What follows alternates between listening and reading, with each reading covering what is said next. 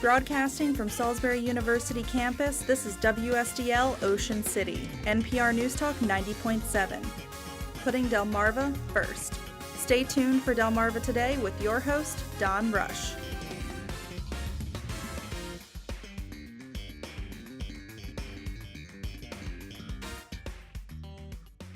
Wicomico County will be 150 years old, and local officials and residents are celebrating. Welcome to Delmarva Today. This is Don Rush. In 1608, the famous John Smith sailed up the Nanticoke and Wicomico rivers. British soldiers and settlers began arriving under land grants from Lord Baltimore, and the rivers were key transportation conduits with the town of Salisbury, which was incorporated in 1854. The region itself was sympathetic to the Confederate cause, but also produced such likes as Harriet Tubman and Frederick Douglass. It was not until after the Civil War in 1867 that Wicomico County was carved out of Somerset and Worcester counties. Salisbury became the seat of the county government. To mark the 150th anniversary, in our studios we have Dr. Creston Long. He's director of the NAB Center, and also Zach Evans. He's chair of the Wicomico County Fair. Welcome to the program. Thank you very much. Thank you. So, Creston, I'm going to start with you, and one of the basic questions is, how did it come about that Wicomico County got carved out of these two other counties? What were the political and economic dynamics there? Okay. Well, there are several things. It's 1867, so I want to point out that's just a couple of years after the end of the American Civil War. So really this is a time in which the country is recovering from that. The center portion of the peninsula, so this area where we're southern Delaware through what was then Somerset and Worcester County, that had continued to grow and expand economically in the previous few decades. So remarkably, through the Civil War, there had been an expansion of the railroad into this portion of the peninsula from northern Delaware. Right on the eve of the Civil War, about 1860, it stopped at the Delaware state line, and that year it extended down to Salisbury. By the end of the war and the creation of Wicomico County, it had extended down through Somerset and Worcester County towards Pocomoke City. So the extension of that railroad really allowed this area to connect in with much larger markets to the north and to the west. The major metropolitan areas of Philadelphia, New York, Baltimore, Wilmington, that combined with the modernization of the United States because of the Civil War, that brought this area to an interesting time, economically speaking. So we've got a city of Salisbury that was essentially and literally divided between two counties, Worcester County to the east, and Somerset County on the west side. And what we know as Division Street today, that was literally the dividing line between the two counties. But right in the center of this area was this growing urban area of Salisbury. So it was difficult to conduct business in this growing commercial area if the county courthouses were dozens of miles away. So Snow Hill in the case of Worcester and Princess Anne in the case of Somerset County. To conduct business and to grow, it helps to actually be closer to the county seat. This is a problem that we can see all across the United States when it comes to expansion and the creation of new counties. It's a similar impulse. The desire is to create and subdivide additional counties so that access to land records and the county courthouse to judicial rulings is much closer. So in 1867, there was a new Maryland Constitution that was drafted, and it included language that allowed the subdivision of Wicomico County out of Somerset and Worcester counties. So it's in that year that there was an opportunity to do this, and there was an effort to organize pro-division voters out of this portion of Somerset, this portion of Worcester. They voted and it was agreed that there would be a new county. Was that generally the sentiment in the area? Was there any opposition, or was it really there was generally? some. What was that about? Well, there was some, and we have to imagine that there's a connection to the former county, right? It could be familial connections. I'm not going to be able to give you precise reasons for this, but if for whatever reason families in the sort of the southern end of Somerset had family connections further south, closer to Princess Anne, this might not have seemed quite as necessary to them, or business connections. So that certainly could be an issue. The counties that were already in existence, Somerset and Worcester, not all of the residents of each county got to vote on this. It was the residents in the portion that would become the new county. Had it been a larger vote, including all voters in both counties, there might have been greater opposition because of loss of tax base, loss of land, that sort of thing. But in the end, it was a fairly healthy majority in both counties that led to the subdivision. So what was this area then like? I mean, we've talked a little bit about the railroad coming in, and obviously that's beginning to transform the region. But at the same time, we note that the region itself was still fairly cut off. I mean, obviously we don't get the bridge until many years later. So this is still a fairly isolated area. On the one hand, it was, because we don't see a large what we think of as a modern connection like a railroad. But something I always emphasize is that there was steamboat traffic fairly regularly at this point. And even going back to the colonial period, there was waterbound transportation. There was a network of roads. I wouldn't really call it a system, but there were connections between this area and Philadelphia even during the colonial period. So I don't want to overstate the whole isolation part. It was never total, but certainly the extension of the railroad was going to speed things up quite a bit. During this time, the years leading up to the war and right after, this area was a major agricultural area and timber producer. Timber was becoming a big business in this portion of Delmarva, and a lot of trees that were harvested here and milled were put in buildings in New York City and Philadelphia. That connection, this new connection, the railroad, helped speed up that whole process. The movement of fruits and vegetables directly out of fields onto the streets of New York City, sometimes the very next day, that was enabled by the railroad. So the makings of Salisbury economy were there. They'd been there for decades. Agriculture, timber, the extension of, again, these more modern forms of transportation sped up that process. And then towards the end of the decade, when the railroad was extended down through what remained Somerset County to Crisfield, that started to develop seafood as a major industry. So there was a bit of seafood production here in Salisbury and Wicomico as well. So what was the cultural atmosphere like? What's the history for the people here? I mean, we talked a little bit about that. They weren't quite so isolated, but there clearly was as you mentioned a moment ago, this is interconnection of a lot of families who've been here a very long time. You can even see it today in the roads and the people who certainly occupy political offices and leadership. Their families really stretch back. What kind of culture are we looking at? I mean, obviously they're also coming out of the slave era, which at least was not dominant, but certainly was present. Oh, certainly. Yeah. Well, and so again, going into the Civil War, Wicomico doesn't exist as an entity, but Somerset and Worcester counties, there were several thousand slaves in each of those counties going into the war. There was also a sizable free African American population in both counties, and you don't really find that much farther south of here. That's where Maryland becomes distinctive. If we're looking at the United States in that lead up to the Civil War, Maryland has a substantial free African American population alongside a substantial and about equally sized enslaved population. So that makes Maryland distinctive in a way. We've got, obviously, there's a reason why there was an enslaved labor force. There was still heavy agriculture here. No cotton production here. People sometimes assume that was all over. That was not the case here. Or tobacco, for that matter. Not by that point, certainly. But, clearly agriculture was a major part of that. These influences from Baltimore and Philadelphia shouldn't be forgotten.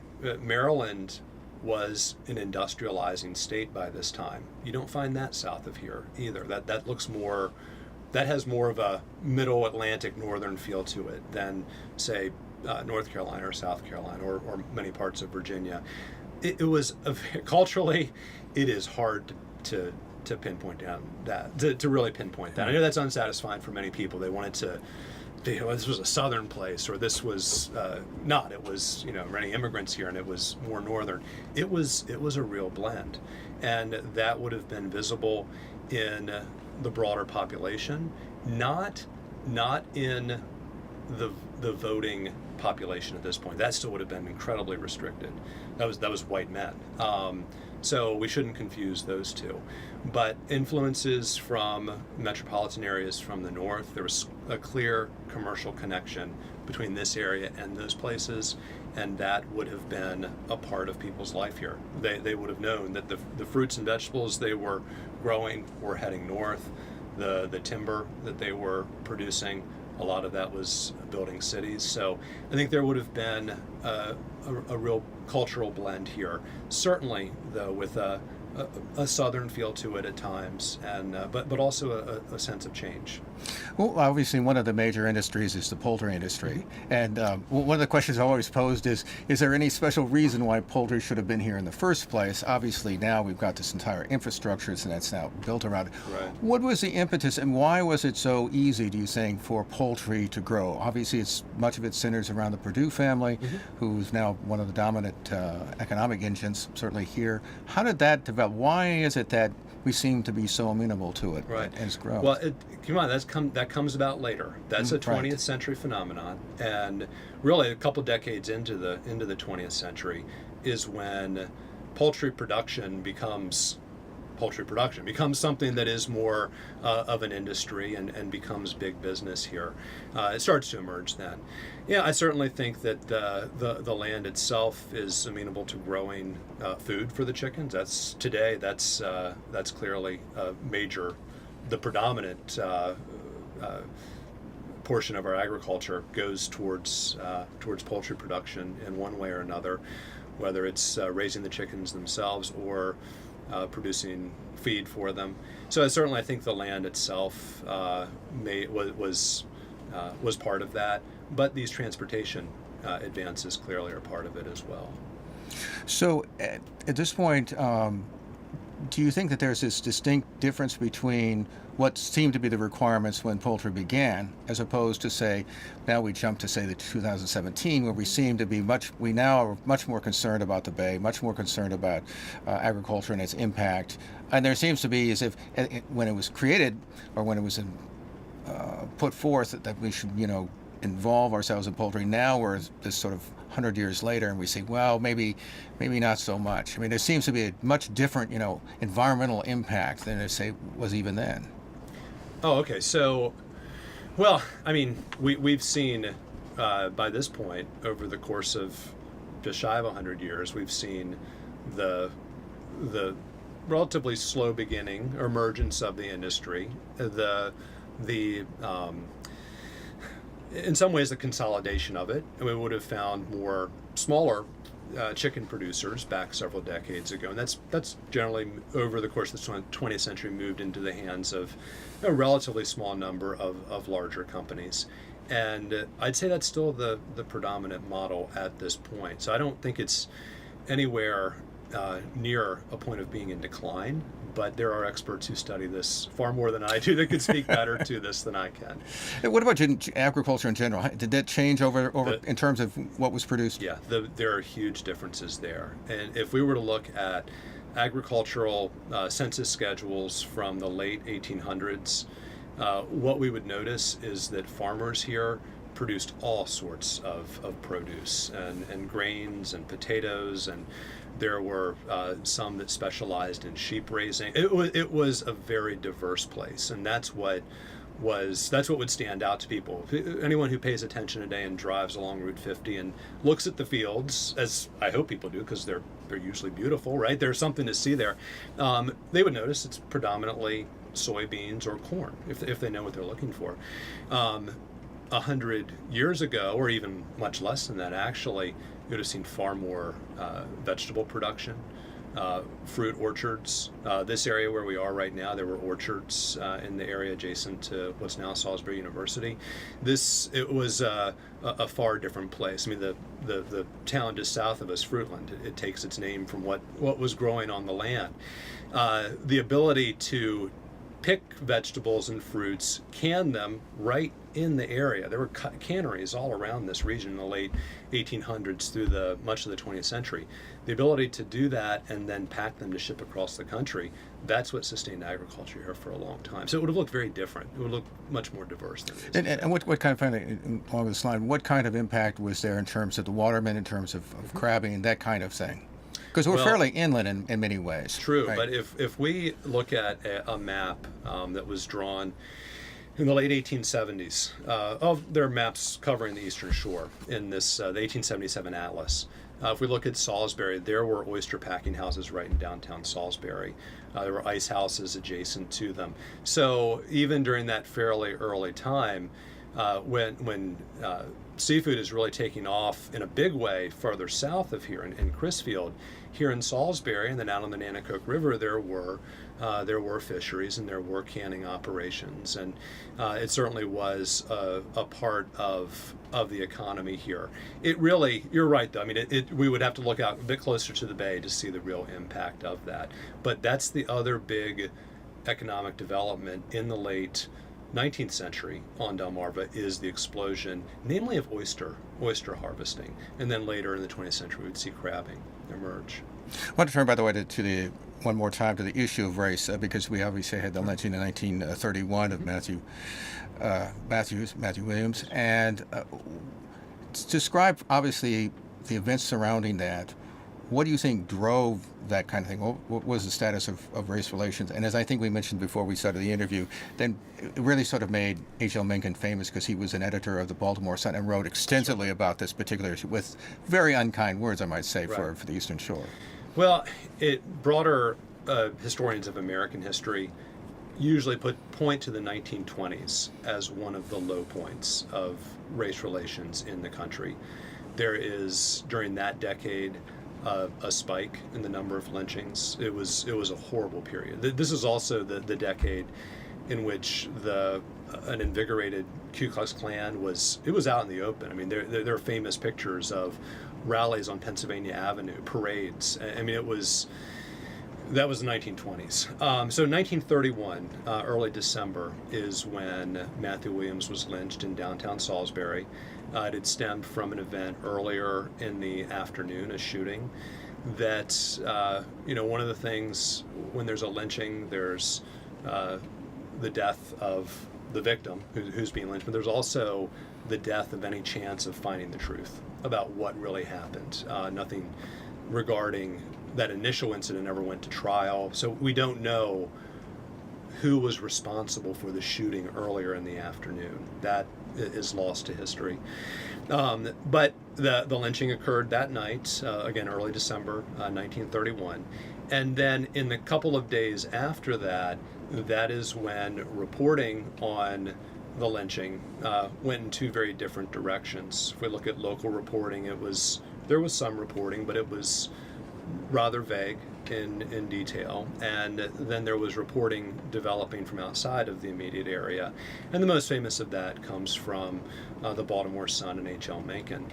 And from that point on, really, it develops into really a conflict almost over culture. We see virtually no attention to the victim, Matthew Williams, in the reporting. It becomes this war of words between local outlets here and metropolitan papers like the Sun, and it becomes something of a culture war in the early 1930s. But there'd be a lynching a couple of years later, 1933, just down in Princess Anne. So again, it's a period in which this was fairly common, and these were the last lynchings in Maryland. But I see it as the back end of that period, and with it takes communities a very, very long time to come to grips with that sort of an event. Because I know, for instance, obviously there's been some debate about having a marker, for instance, to mark where he was lynched, which is outside the courthouse. Yes. Being so close and this community being so intertwined in terms of family members. I mean, some folks have said they may have had family members who actually were at the lynching. Do you think that's one of the reasons why we still have a difficult time, particularly here in Wicomico County, but in general in terms of the Eastern Shore, of coming to grips with the passage, because it is so personal? I'm sure it is. I'm sure it is. I'm sure it's difficult for many people to get their minds, first of all, around the brutality of an event like that, just to even imagine it and visualize it, but then to consider that people in maybe a generation or two older were perhaps directly involved, or witnesses were there and watched or watched and did nothing, which was the case with the crowd. That is a difficult thing, and there have been a number of discussions about commemorating this event or trying to come to grips with it, but it took a very long time to even be able to talk about it.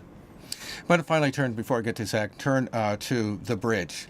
Some people on the Eastern Shore said it was the worst thing that ever happened. All of us started coming across the bridge. What kind of impact do you think the opening of that bridge, and obviously more and more people coming to the shore, and just in recent years we've had a lot of retirees who have been coming to the shore. What kind of impact do you think that's been had on the shore, and what kind of future does that mean in terms of the kind of localized provincialism that we've seen in the past? Well, I mean, clearly it added a link that was going to be used for commercial purposes, also for recreation. I mean, I see there had been a tourism business here before the bridge, but it could explode after that. I mean, and that's continued to grow over time. That I'd say is one of the big areas of impact. But again, clearly commercially, I see that as it added another link. We've already talked about water transportation. We've talked about rail. It was not an isolated area before, but this allowed trucking of a much larger size to have easier access to the shore. So clearly the bridge, and then it's the addition of the second span in the 1970s that just made it that much easier to have access to markets, but also to other people, right? To other people either coming here and settling here or coming here to visit, and that's just sort of an inescapable fact of history. Zach, I want to turn to you because we're now going to be celebrating, certainly the county's going to be celebrating the 150th anniversary. Tell us a little bit about the impetus for it, what kind of thinking is going on behind the kinds of events that you guys are going to have in terms of marking this serious event. Yeah. So we're really excited to be able to participate in sort of commemorating this huge milestone, as it pertains to the county and the formation of the county. And thank you for that excellent background. That was awesome to learn a little bit. So let it help. Yeah, no, that was great. And I guess I'll preface it by saying 3 years ago when we started the Wicomico County Fair as we know it today, our primary, I guess, underlying motivation was to simply figure out a way to highlight a lot of the different activities that had maybe been diminished because of competition with things like the travel industry in Ocean City. Once upon a time we had a lot of community festivals. We had a lot of summertime cookout type parties and celebrations that were going on here in Wicomico County.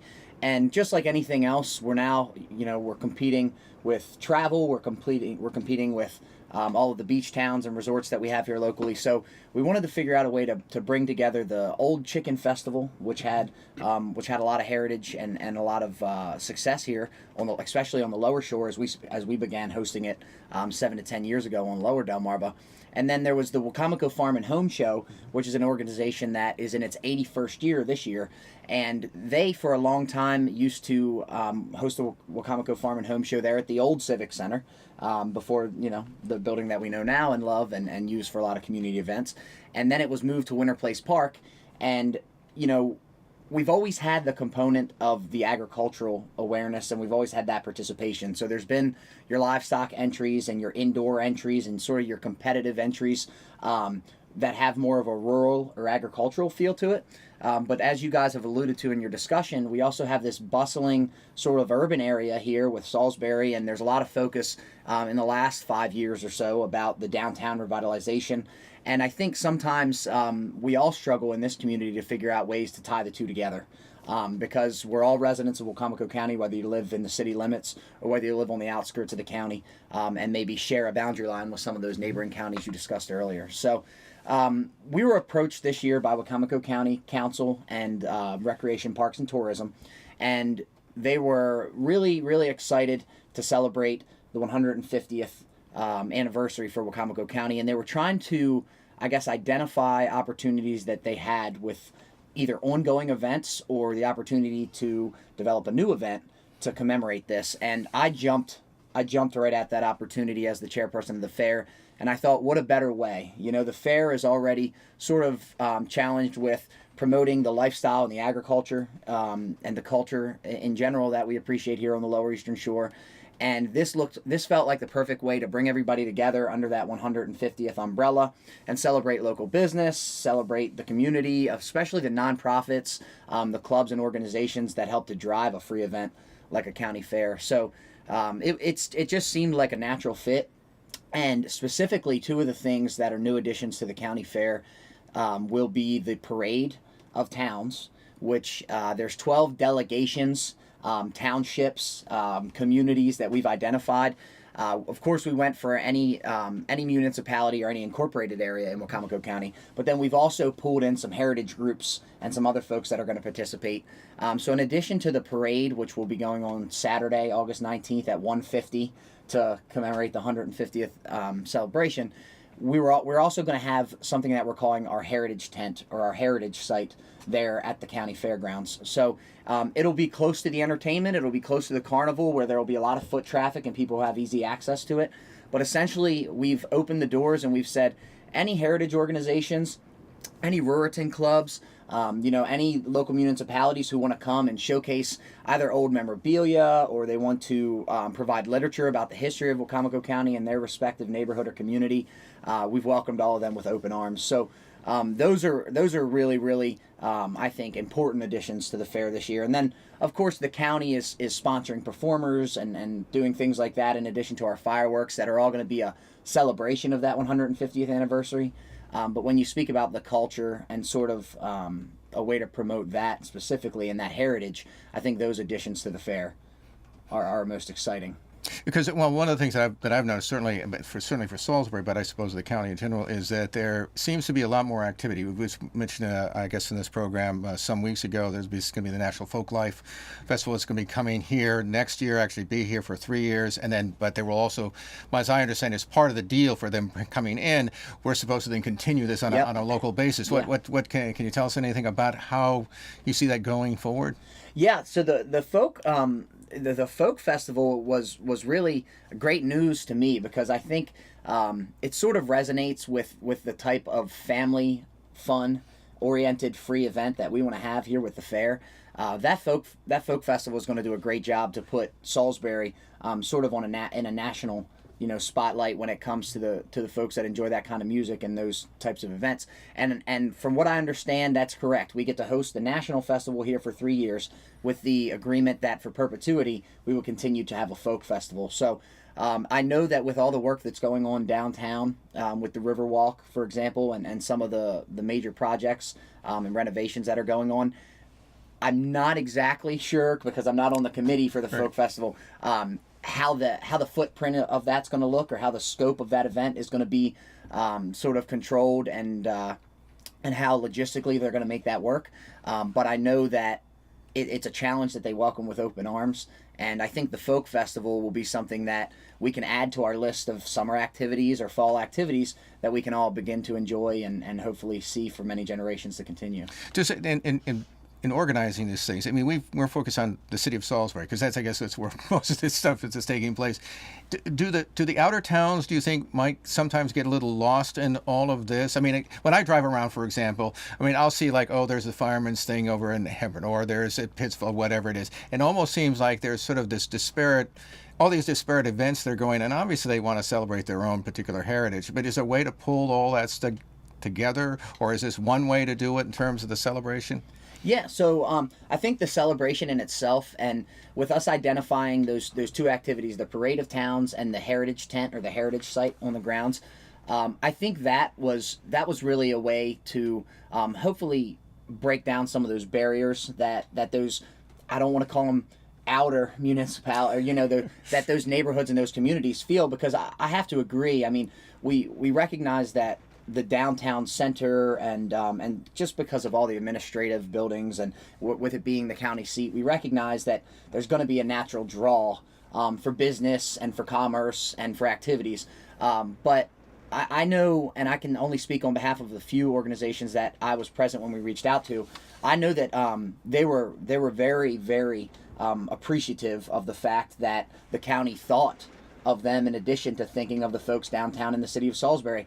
And I'm paraphrasing and I'm using my own words, but I feel like those folks do feel left out sometimes when it comes to planning these events and being able to showcase and celebrate their heritage, because if they're not doing a carnival of their own or a cookout of their own or a fundraiser of their own, it's often not publicized, and it just doesn't have the same, I guess, catalyst to drive attendance and to drive participation that city events do.